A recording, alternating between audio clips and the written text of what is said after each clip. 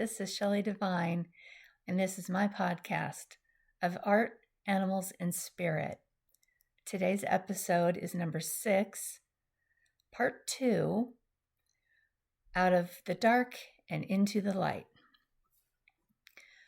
My spiritual awakening happened in 2020, after one of the worst years of my life, 2019, which I actually called the dark year of the soul. Paul and I moved to a 40-acre ranch in Escondido on top of a mountain.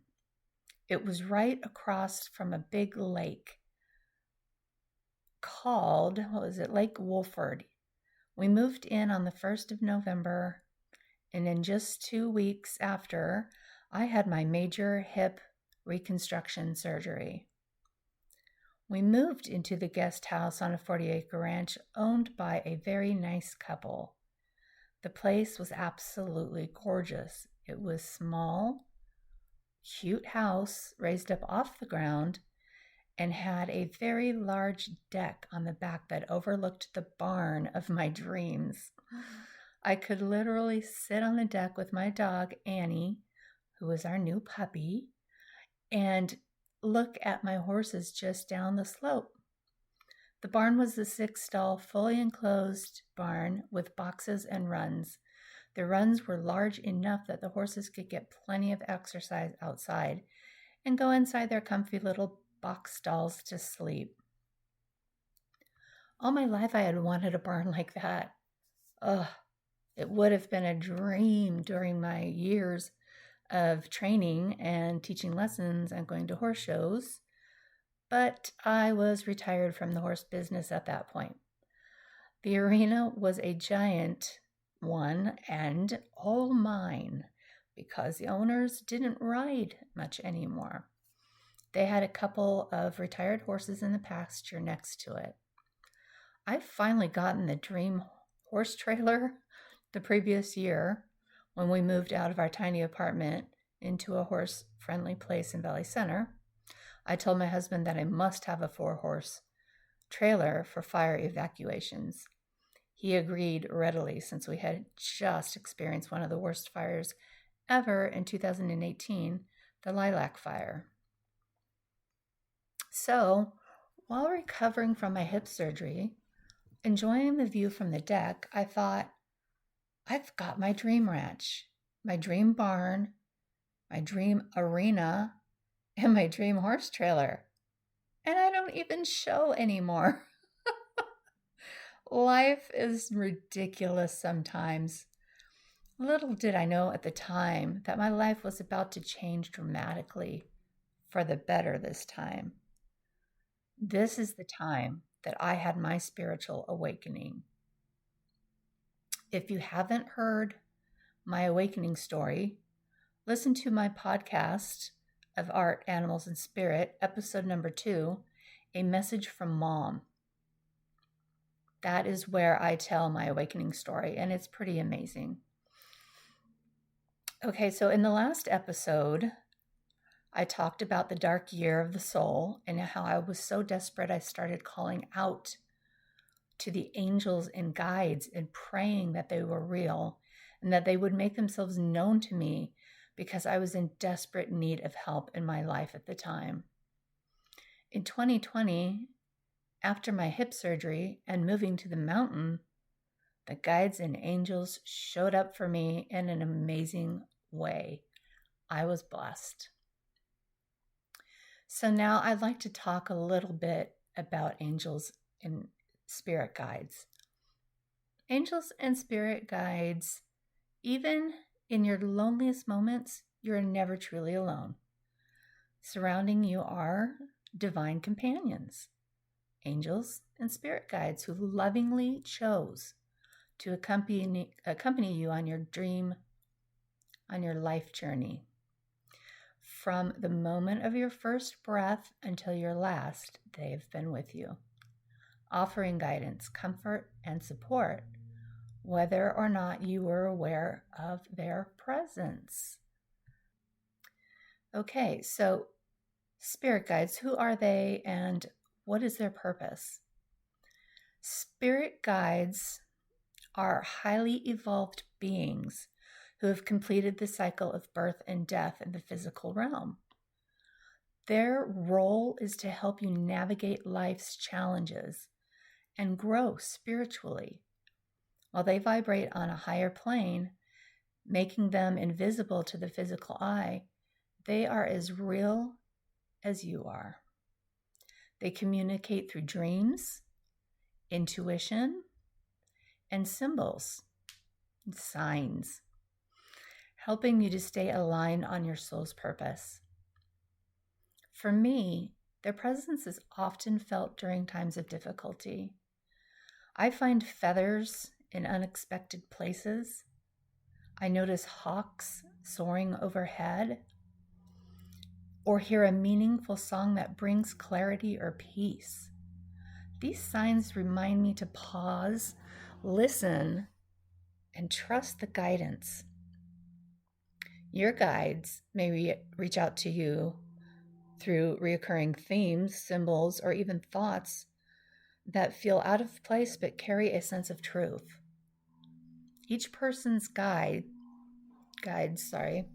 are unique to their journey.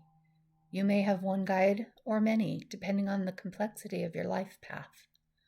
A teacher, for example, might have guides who help both intellectual tasks and emotional challenges. Their identities and roles often reflect the lessons and goals of your current lifetime. It's important to note that spirit guides are not the same as deceased loved ones.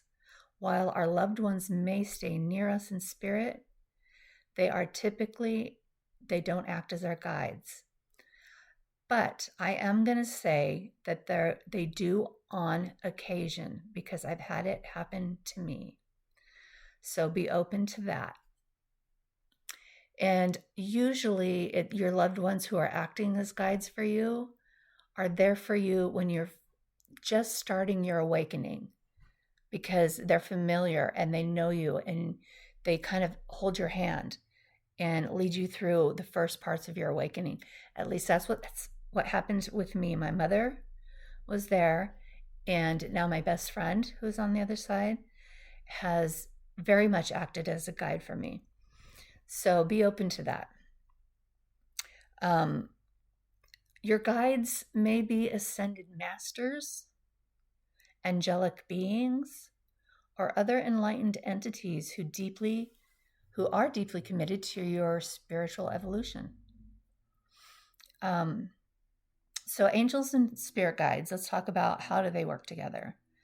Some people are blessed with angels or archangels, I always mess up that word, as spirit guides. Angels, however, are universal beings who can be called upon by anyone at any time. They may assist you briefly during a moment of crisis or walk with you throughout your life, especially if your path involves significant challenges or complex missions. You need to ask your angels to help you. They will not intervene in your life unless you ask them to or invite them to. Or if it's, a situation where they absolutely have to come in because you're in some big, dangerous situation. But for the most part, you need to ask them to please be in my life. Please guide me. Please protect me. That's what I do. So angels and guides complement each other, often working together to bring you messages, healing, and encouragement. While angels are pure, divine messengers, guides are deeply personal to you, often acting as bridges between your human experience and the spiritual realm. So, how do you connect with your spirit guides? Your spirit guides are always with you, but building a conscious relationship with them requires intention and patience. If you're curious about who they are or what they wish to share, begin by creating a quiet, meditative space. Ask them to reveal themselves to you and trust that their presence will become known in a way that feels natural and meaningful. It may take time. It may not happen immediately, but you need to be consistent and continue to ask. They may show themselves in dreams, symbols, or mental images. Like me, I am a psychic medium, and I'm very clairvoyant, so I see the images in my head. I'm also clairaudient, so I hear, and clairsentient, I can feel them, and claircognizant, which is a deep knowing. Okay, so there's many different ways, but they may show up in a dream or in images in your head. You might see a figure in a traditional dress, feel an overwhelming sense of peace, or notice reoccurring signs like numbers, angel numbers. I will do a podcast on that really soon. Animals or songs. If the connection doesn't happen immediately, please don't be discouraged. Trust that they are there and will reveal themselves when the time is right. This is what I went through when I went through my year of the dark soul in 2019. I called out, please, if there are any angels, any guides, if you exist, please let yourself be known to me. Because at the time, I didn't believe, but I was so desperately ill that I reached out. I thought it's not going to hurt. I reached out, and it took a while, okay? But like I said, they came to me very clear, and now I am a psychic medium. So if you find it difficult, to connect on your own, consider working with a trusted psychic or intuitive like me or another one that you know, who can help you facilitate the introduction, okay? And here's how your guides can help you. Unlike those in the physical world, your spirit guides offer wisdom that isn't clouded by ego or personal bias. They help you focus on the bigger picture, offering guidance that aligns with your soul's growth. For example, if you're struggling in a relationship, they may encourage you to explore the lessons within that dynamic rather than focus on the surface level frustrations. Their advice is often subtle and requires you to take action or reflect deeply. They can also assist with your physical or emotional healing. Before you sleep, you can ask your guides to work on healing you during the night. Trust that their help will come in the form that serves your highest good. I am also a Reiki master, so I call in Reiki and healing angels and all healing guides that I have and that I know of to heal me while I sleep. Angels are the universal messengers of love. Angels, unlike spirit guides, are universal beings who transcend any single belief system. Found in every spiritual tradition, angels are revered as divine helpers who offer unconditional love and support. They are timeless and omnipresent, responding to all who call upon them, regardless of a personal faith or circumstance. St. Augustine encouraged us to make friends with the angels, fostering personal relationships with these celestial beings. Through prayer or simple conversations, you can invite their assistance into your life, like I mentioned before. So I'm going to give you some ways that you can connect with your angels. Okay. So, like I said, ask for help. Any angels are always ready to help, but they honor your free will and won't intervene unless invited. Create your personal prayers or invocations that express your specific needs. Remember, there is no limit to their love or capacity to assist. Another way is you can reconnect with your inner child. Your inner divine child, the part of you that is whole, innocent, and trusting, naturally recognizes the presence of angels. Oh, I just got goosebumps. I love it so much. Approaching them with openness, wonder, and curiosity strengthens your connection. You can also just surrender completely. When you ask for help, release all expectations about how it should arrive. Hand over your worries, your fears, and your intention to the angels, trusting that they will respond in the best way possible. And always express gratitude. Gratitude raises your vibration and helps you align with angelic energy. Thank the angels, not only for their help, but also for the blessings and lessons in your current situation. Trust the process. Know that every prayer is heard and every request is answered, even if the outcome isn't immediately clear. Trust that the angels are working on your behalf and will reveal their love in divine timing. Please excuse my struggle with words. It's just part of my Parkinson's journey. So I apologize for stuttering, but now you know why. Okay. So also act on the guidance you receive.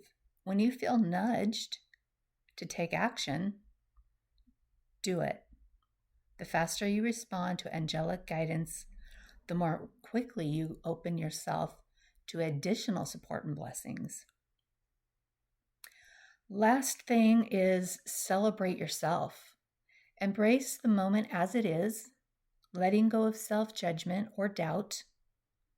Allow the angels to help you see yourself through their eyes as a being of love, light, and infinite potential. So why should we embrace the guidance of angels and spirit guides? The spirit realm offers endless wisdom, comfort, and magic, waiting for you to explore. By opening your heart and mind to angels and guides, you invite a deeper connection to the beauty and mystery of existence. You don't have to share this journey with anyone or announce it to the world. It can be a quiet, personal experience. But choosing to believe in their presence, even just a little, can bring a profound sense of peace, love, and transformation in your life. Why not take the first step? Open your heart, trust the signs, and allow the light of angels and spirit guides to illuminate your path. They're always with you, eager to walk beside you and help you uncover the extraordinary within the ordinary. Until next time, stay open to the wisdom, the whispers of spirit. Trust those subtle nudges and remember your intuition is your superpower. If you have a story you would like to share, email me at art.animals.spirit@gmail.com. And if you would like to book a reading with me, you can do so on my website, infinitesoulreadings.com.